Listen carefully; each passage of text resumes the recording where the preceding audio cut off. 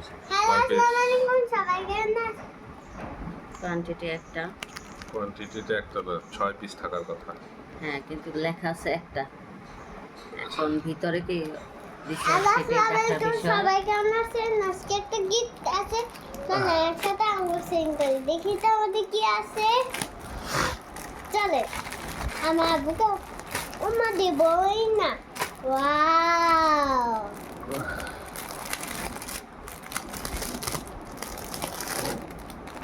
দেখি তো এটা কাদের। 6 পিসই তো বানায় নাকি? 1 2 3 4 5 6, ছয়টাই। 6 পিসই দিছে। সাইজ কি দিছে? সাইজ তো কত দিতে বলছিলাম?